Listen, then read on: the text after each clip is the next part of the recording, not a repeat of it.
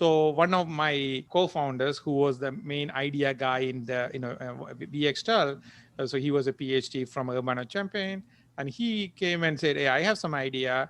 I'm looking for a guy who can join me as a co-founder and build the product. Building the product. That was my talent. I done that one very well at Rockwell. So when I did that, so he said, okay, we can do that.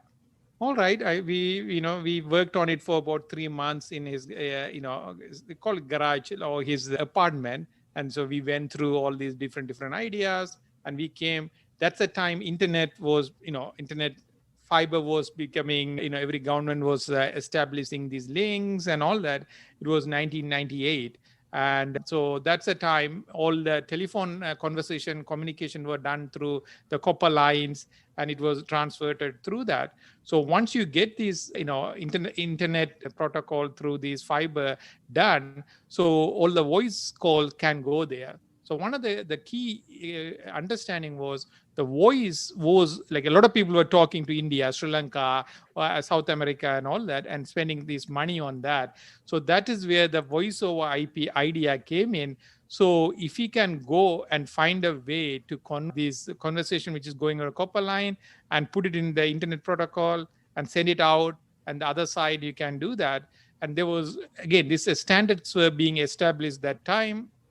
So we found that, so our competition was Texas Instrument. They were doing in one chip, they were able to take 4 calls and compress it and convert it to IP and send it over the line, another one.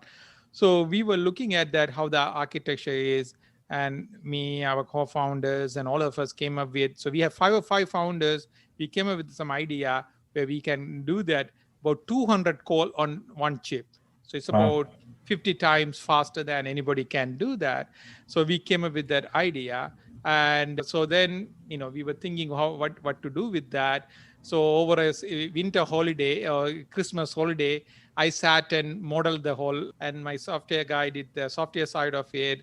And we put together, and we were able to find some, intriguing technology or intellectual property. Again, I own about 35 patents in that area with that. So we were able to come up with some ideas that time. And then with that, we went to a few VCs. And again, I wasn't the key guy on the VC side because I was new. I mean, I didn't know what this mean. So these 2 guys, one marketing guy, one a CTO, they got out and went and meet few people. And then we hit one VC, in Silicon Valley. He saw this value. He was looking at this area.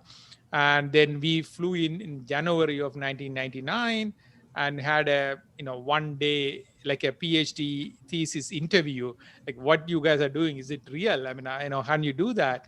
And on that day, end of the day, the guy said, okay, I'm going to put $1.5 million for you guys to develop this idea. Are you guys, it's a seed round funding that time. I mean, and we went back, and I quit my job, and we started that.